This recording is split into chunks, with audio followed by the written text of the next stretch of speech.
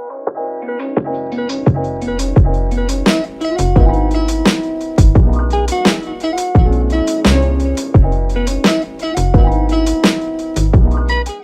be deceived. Christmas is a pagan festivity. It's a feast that is called saturnalia. That was ancient, celebrated even before Jesus was born. So don't let anybody deceive you. We have been deceived, but we have come out of it. That's why religious Christianity is not of God. Don't let anybody deceive you. They can be whatever. The truth is what will set human beings free. Very soon we will see that what we are saying, which is the kingdom concept, is the truth and nothing but the truth. My name is Brother Peter Anamo, and I'm a prophet to the nations of this world. A motivational speaker, a businessman, a scientist, and a research health scientist. So my brother, you are welcome to this YouTube family. And I can assure you that this platform will not let you return as an ignorant person. And for that matter, I am challenging you and asking you to like this video. Because when you like it, it will give us the opportunity to let the information reach the whole world wide. So like it immediately. Don't try to like it after. You might forget. Just like it immediately. And then also share it to other people that you know. And not forget, as a first viewer of this video, subscribe so that we can have you in our records. That anytime we release another video, you will be sent the new video that we have released. The last time we saw how it was evident and documented that this Christmas is all about Tammuz, which we saw in Ezekiel chapter 8, where women were sitting at one of the gates weeping for Tammuz. Who is Tammuz? We saw that he was Nimrod's son who took over from his father's occultism. And the mother Semiramis is that which you see, they put pictures, the mother and son God. Some have made it Mary and Jesus. No, there is nothing like that. It is never Mary and Jesus. This has been there before Jesus even arrived on planet Earth. So don't link it to Mary and Jesus. It's a lie. It's a satanic daughter of the heavens. That's the Babylon daughter of the heavens. That is what they call Mami Water. That is what they call the mermaid spirit. That's what they call the queen of heaven. The meat that fell in Ephesus in the time of Apostle Paul. That is the queen of heaven. And this is the daughter of the heavens, which God addressed and said, you daughter of Babylon, come and sit to the dust. This is who they have linked up to Mary, and the child Tammuz they have linked up to Jesus. It's a lie. Their festivity was in existence way back Egypt, the empire of Egypt. Christmas festivity. The issue about Christmas tree was way back the empire of Egypt. Because they used palm trees, palm leaves to beautify the god Ra. The full name is Amun-Ra. Amun-Ra. That is the god that the Egyptians worship. That is the sun god. There are many religions that are still serving the sun god as their god. You see many religions, they want to pray. They look at where is the sun coming from. Then they go and bow. And that's what we saw in Ezekiel 8, where it says some people were crying for Tammuz. Another part of the gate in the temple, they say some people bow to the sun. The people bow to the sun. Let's check it. Let's get the scripture so that we'll really be scripturally inclined. Ezekiel, I want to read to you Ezekiel where it says some people also turned their back to the God of heaven and then face the sun. Where is Ezekiel? Let's get it so that we will know that we are doing what we must do. In the book of Ezekiel is there. Let me get it and read it so that we will really be very, very evidential and documental. Ezekiel, look at what it says. It says in Ezekiel 8, look at verse 16. And he brought me into the inner court of the Lord's house. And behold, at the door of the temple of the Lord, between the porch and the altar, there were about 25 men with their backs toward the temple of the Lord, and their face towards the east, and they worship the sun towards the east. Ezekiel 8 verse 16. Elders that turn their back to God and they face the east to do what? They worship the sun. This is a religious belief way back in the book of Ezekiel. This is over 4,000 years matter we are talking about. So what are you talking about? If palm trees were used to decorate this same sun that they worship in the time of Egypt, which is almost 5,000 years today, the palm is what they have brought in today in Christmas, in celebrating Saturnalia, which is the Christmas tree you have. Don't let anybody deceive you. Trees are beautiful, flowers are good. But when it is a devoted item, what do we call a devoted item? An item that has been dedicated to some god, some shrine. You don't bring it to God. That is why they brought an attack to get Jesus and asked him, who should we pay tribute to? Who should we pay taxes to? To Rome? To Caesar? Jesus laughed and said, look at these guys. You think you are smart. He said, pay what belongs to Caesar, and pay what belongs to God to God. What does that mean? That means you can't take what belongs to Caesar and give it to God. You can never do that. Because God is not interested in anybody's thing. God is interested in him. Remember, our God is a jealous God. A very, very jealous God. Therefore, we cannot take the celebration of Saturnalia, which is connected to the Amun-Ra and connected to Tammuz and Semiramis and Nimrod, this satanic man Nimrod, way back Genesis chapter 9. The guy Nimrod who built the city in Shaddai, the land Shaddai, who built the Tower of Babel, the city of Babel, which is called Babylon today. They were the same people that moved into Egypt and started to worship Amun-Ra, the sun god. And if they are used to using trees, that is what you see, which is called the Christmas tree. They are deceiving you. And in their days, they use some golden color to cover apples. That is what you see around the Christmas tree as balls, yellow balls. They use something gold-like to cover apples. And you see the boxes.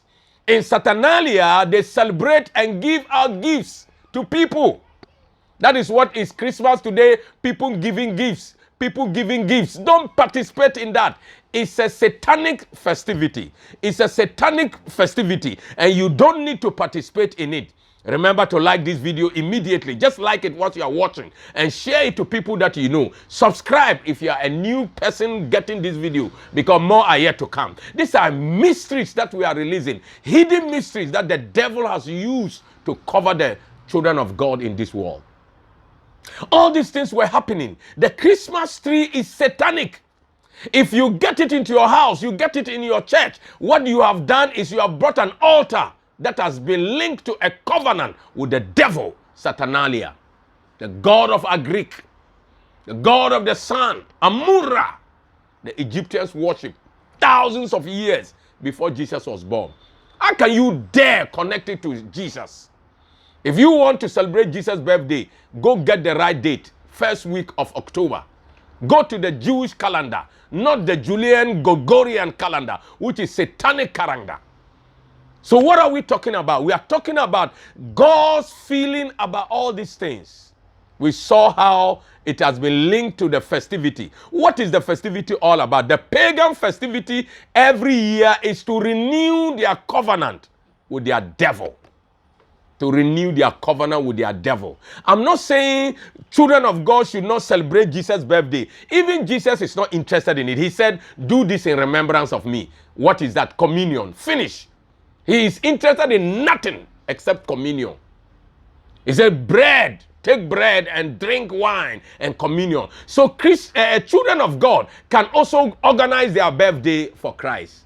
I'm not against that. But don't link yourself to some demonized things, which was happening between 17th December to 25th December. Saturnalia was the most powerful Roman festivity, which was pagan.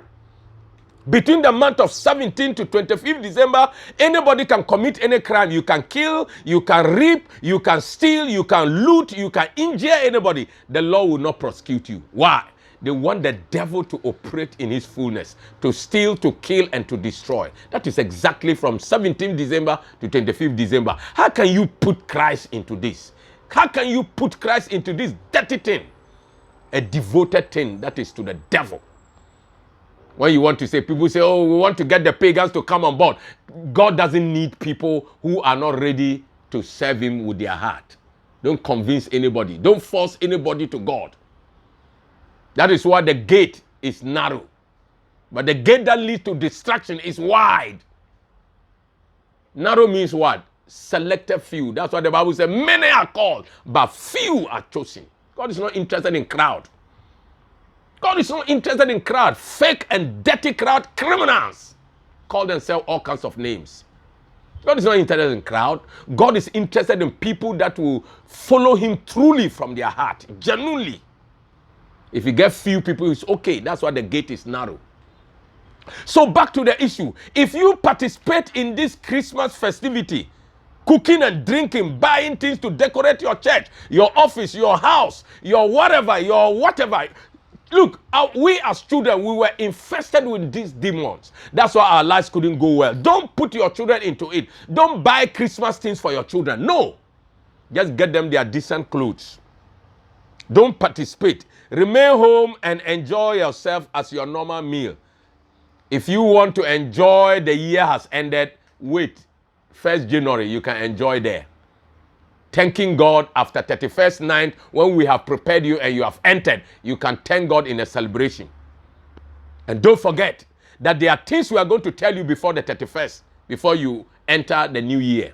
Very important things. We will talk about that when we get to 31st. But this is Christmas. If you join the festivity, the celebration of 25th December, Christmas, that is 25th or 24th to 25th, 26th, it is the time because it starts from 17th up to 25th. You are doing what God said and we read it. Let me go back and read it. What God said he doesn't want. What does it? Where did he say that? In Romans, no, excuse me, in 1 Corinthians. Look at what God says in 1 Corinthians. Is it 1 Corinthians? No, 2 Corinthians. Look at what God says in 2 Corinthians, what God expressed. Yes, this is it. No, it's 1 Corinthians, sorry. 1 Corinthians chapter 10, verse 20. 1 Corinthians chapter 10, verse 20. Look at what God says. But I say that things which the Gentiles sacrifice, they sacrifice to devils and not to God. And I would not that you should have fellowship with devils. Verse 21. Ye cannot drink the cup of the Lord and the cup of devils. Look at what he said. He said, ye cannot be partakers of the Lord's table and of the table of the devils. Then 22. Do we provoke the Lord to jealousy? Are we stronger than he? If you participate in Christmas, you are participating with the cup of devils. You can't drink the cup of the Lord and go and drink the cup of the devil. What is the cup of the Lord? The communion you have been drinking in your so-called churches. You cannot turn around on Christmas and be drinking wine and Fanta and malt and things and don't know that you are drinking the devil's cup. That's why you don't need to participate in this festivity of Christmas. I want you to be a better child of God. He said you cannot participate in this sacrifice, this ritual, this renewal of their covenant. Because if you do, you are participating with devils and God will have nothing to do with you. And that is not the end. You will provoke God to anger because he's a jealous God.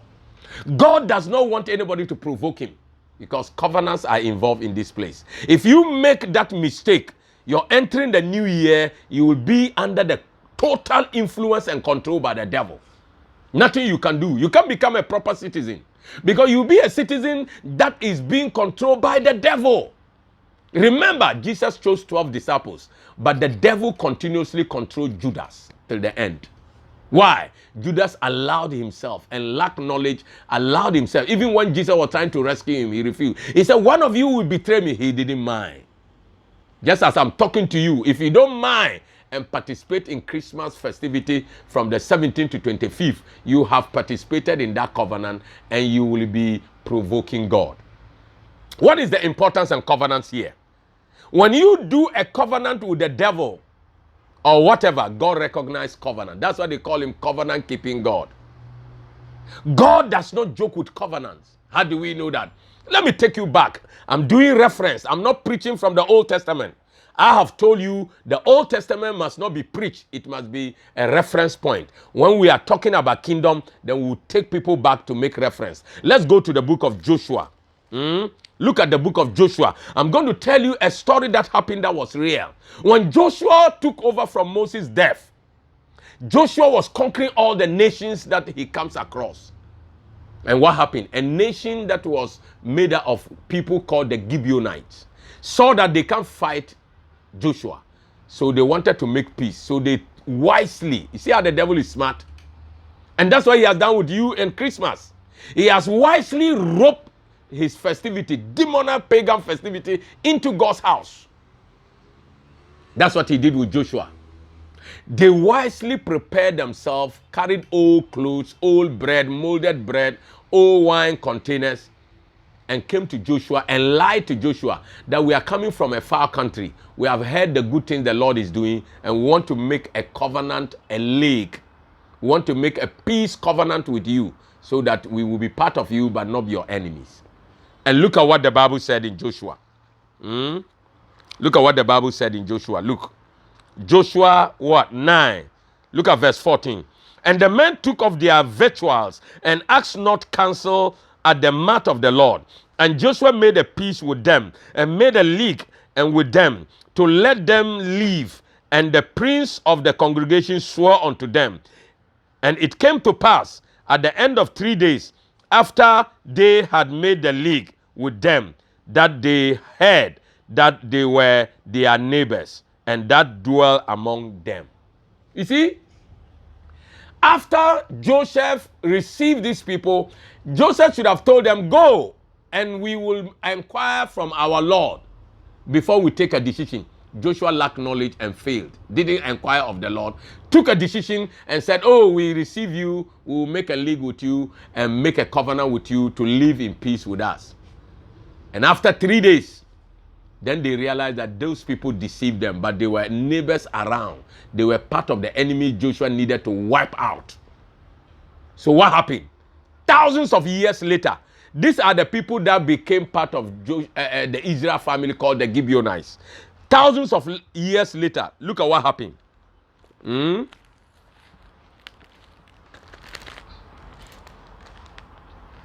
Thousands of years later, look at what happened. In 2 Samuel 21, look at what it says. And there was famine in the days of David, 3 years, year after year. And David inquired of the Lord, and the Lord answered it. It is for Saul and for his bloody house, because he slew the Gibeonites. You see, the Gibeonites that Joshua failed to inquire of the Lord. Saul has risen as a king in Israel, and he's slaughtering them. And look at what happened. And the king called the Gibeonites and said unto them, now the Gibeonites were of the children of Israel, but of the remnant of the Amorites. And the children of Israel had sworn unto them. And Saul sought to slay them in his zeal to the children of Israel and Judah. You see, the Bible is saying that these are people, Gibeonites, that they swore an oath, their ancestors link up with Israel. Now let's continue. Wherefore David said to Gibeonites, what shall I do for you, where shall we make atonement, that ye may be blessed, and that you be part of the inheritance of the Lord? And the Gibeonites said unto him, we will have no silver nor gold of Saul, nor his house, neither for he shalt thou kill any man in Israel. And he said, what shall you say that will I do? Whatever shall you say that will I do? Verse 5. And they answered the king, the man does consume us, that devise against us, that we should be destroyed from the remnant in any of the coasts of Israel. Let 7 men of his sons be delivered unto us, and we will hang them unto the Lord in Gibeah of Saul, whom the Lord did choose. And the king said, I will give them. Have you seen? The people that had no deal with Israel lied and made a covenant with Joshua, and Joshua failed to inquire of the Lord. Today, when Saul was killing them, when David as a king went to the Lord said it's because of the foolish thinking Saul is doing. Why? They made a covenant with people that God didn't even know. But God said you can't turn around after making a covenant and kill them. So ask them whatever they want you do to appease the matter. When they asked the people, what did they say? Let us hang 7 sons of Saul unto the Lord. And that is what will solve the matter. The covenant that was made that God did not support, God didn't even know. They didn't ask God. God was not part of it. But God recognizes the covenant. So covenant that are recognized, you can't fool with it. Christmas is a covenant known by God. Don't participate. Get out of it so that God does not become your provoked enemy. Share this video again and like it. Subscribe. God richly bless you.